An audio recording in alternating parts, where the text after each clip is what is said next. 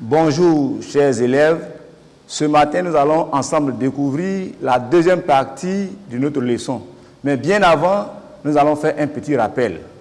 Quel était le titre de notre leçon? Comment la graine se forme-t-elle chez les plantes à fleurs? Et quelle est l'hypothèse que nous avons développée? Nous avons dit que peut-être que la graine se forme à partir des cellules reproductrices mâles et femelles. Alors, qu'avons-nous retenu en conclusion? Nous avons retenu en conclusion que le grain de pollen représentait la cellule reproductrice mâle et que l'oosphère contenu dans le sac embryonnaire, l'ensemble dans l'ovule, représentait la cellule reproductrice femelle.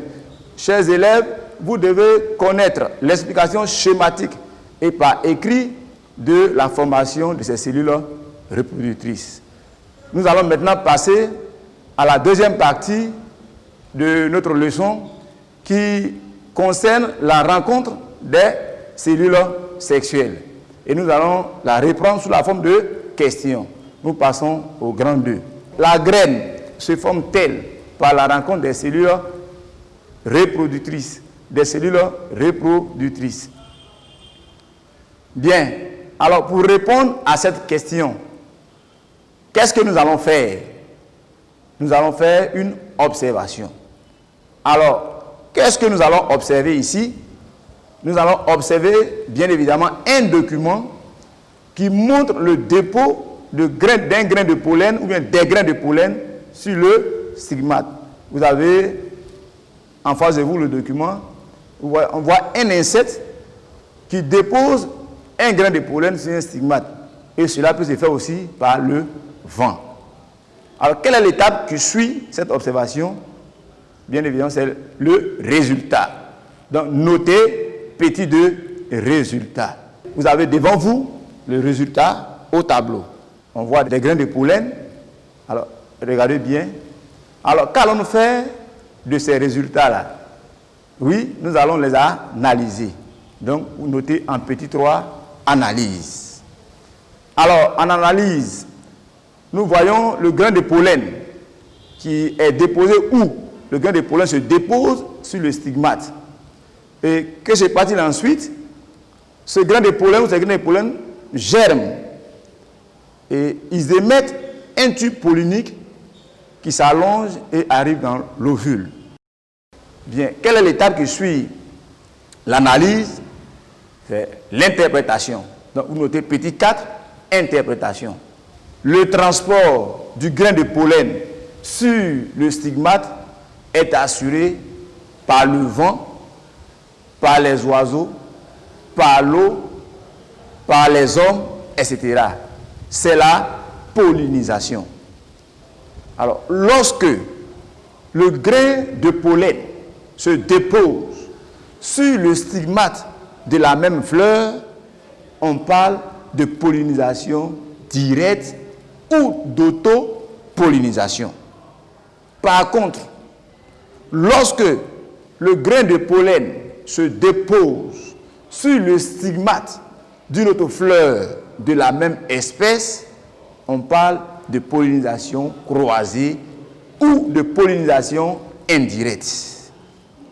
Bien, on a vu que le grain de pollen sur le stigmate va germer et va s'allonger.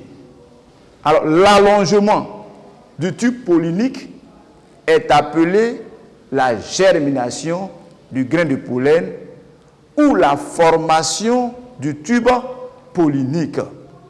Alors, comment cette germination se fait? Alors, nous voyons au tableau le noyau reproducteur, le noyau végétatif en A, et le noyau végétatif précède le noyau reproducteur. Et la suite est vue en B. Nous voyons que le noyau reproducteur va se diviser, va subir une mitose pour donner 2 entérozoïdes. Dans la progression du tube pollinique, le noyau végétatif précède le noyau reproducteur. Le noyau reproducteur se divise, c'est-à-dire subit une mitose, ensuite pour donner 2 entérozoïdes, tandis que le noyau végétatif oriente le tube puis dégénère. Le tube pollinique passe par le micropyle pour atteindre le sac embryonnaire où il le libère. Un des entérozoïdes qui va s'unir à l'oosphère pour former l'œuf principal ou l'œuf embryon qui est diploïde. L'autre entérozoïde, puisqu'il y en a 2, va s'unir aux 2 noyaux centraux pour former l'œuf accessoire ou l'œuf albumène qui est cette fois-ci triploïde, 3N. Et c'est la double fécondation. Alors, vous avez devant vous le schéma de la double fécondation. Vous avez le tube pollinique qui est devant vous, un entérozoïde qui va se unir à l'oosphère. Au centre, nous avons les 2 noyaux du sac embryonnaire et un entérozoïde. Cela nous montre le schéma de la double fécondation chez les spermaphytes. Bien, la double fécondation chez les spermaphytes. Alors, nous avons eu la formation de 2 œufs. Un œuf principal et un œuf albumène. Que va-t-il se passer ensuite pour ces œufs-là? Alors, l'œuf principal subit plusieurs divisions lentes pour donner l'embryon. Notons que l'embryon est formé d'une radicule, d'une tigelle et d'une gémule, et d'un ou 2 cotylédons. Quant à l'œuf accessoire, après plusieurs divisions, il donne l'albumène. Alors, notons que l'embryon et l'albumène constituent l'amande de la graine et que cette amande est recouverte par un tégument, une enveloppe issue de la transformation des téguments de l'ovule. Alors, nous pouvons dire qu'il existe des graines sans albumène, c'est-à-dire que dans ces graines-là, l'embryon constitue presque la totalité de l'amande. Par exemple, l'arachide. Il existe des graines à albumène, où l'amande est constituée en grande partie par l'albumène, et l'embryon est très petit.